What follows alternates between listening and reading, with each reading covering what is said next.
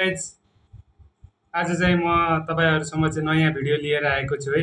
आज चाहिँ तपाईँलाई एउटा लभ स्टोरी, दुईजना केटा र केटीहरूको एउटा लभ स्टोरीको बारेमा चाहिँ एउटा कथा सुनाउँछु है तपाईँलाई। यो जस लभ स्टोरी हो, यो भिडियोलाई अन्त्यसम्म हेरेर साथ दिनु होला होइन। यो स्टोरीको नाम चाहिँ छ एक पटक फेरि भन्ने छ होइन, शीर्षकमा त्यो छ। अनि त्यो पात्रहरू दुईजना छन्, अनुषा र आर्यन भन्ने छन् है। दुईवटा केटा र केटी छन्। अनि दुईवटा केटा काठमाडौँको एउटा विद्यालयमा पढ्ने अन्तिम वर्षकी विद्यार्थी चाहिँ अनुषा भन्ने थिइन् होइन। अनि आर्यन भन्ने चाहिँ एउटा पोखराबाट चाहिँ काठमाडौँ पढ्न गएका एकजना इन्जिनियर पढ्नको लागि गएका एकजना केटा छन् है।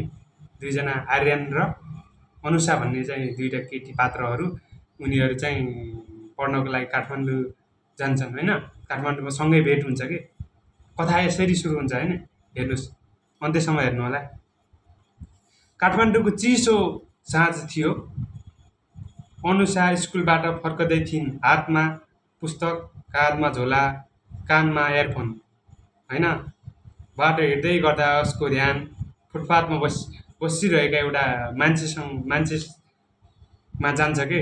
त्यति बेला उसको मोबाइल लडेर फुट्न थाल्छ। तर अचानक कसैले समात्छ। त्यो को होला त? पक्कै पनि आर्यन हो।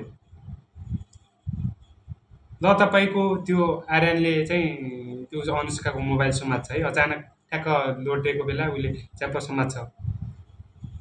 अनि त्यति बेला चाहिँ तिनीहरूको पहिलो भेट हुन्छ है, तिनी दुईटाको।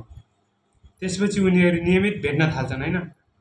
पुस्तकालय, कफी सप अनि कहिलेकाहीँ घुमफिरको बहानामा चाहिँ उनीहरू बिस्तारै नजिकिँदै गए।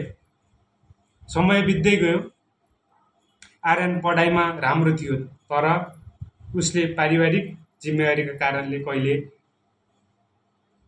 कहिलेकाहीँ भावनालाई थिच्नु पर्थ्यो। अनुषा चाहिँ स्वतन्त्र सोच भएकी थिइन्। उसलाई आर्यनको सादगी मन पर्न थालिसकेको थियो कि, त्यस्तो अवस्था थियो।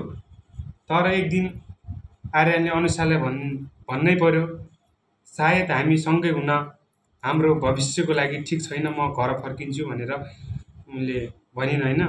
बुबा आमाको जिम्मेवारी र अनि तिमीहरूलाई बाँच्न मन पर्छ भन्ने उनको भनाइ थियो होइन। अनुषाको आँखा रसाइरहेको थियो। उसले केही बोलेन के, केवल एक चिठी दियो जसमा लेखेको थियो। के लेखेको होला कमेन्टमा भन्नु होला है।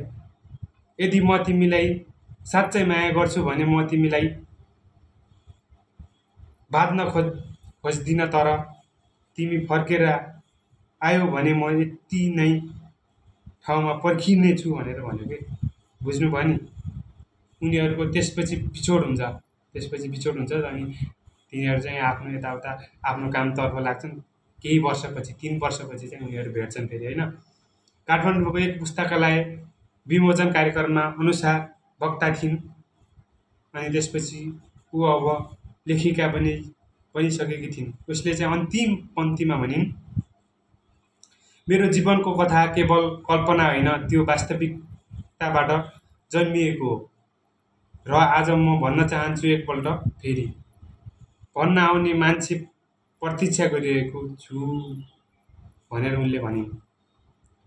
त्यही बेला हलको पछाडिबाट एक स्वर आयो, के म ढिलो त भएन?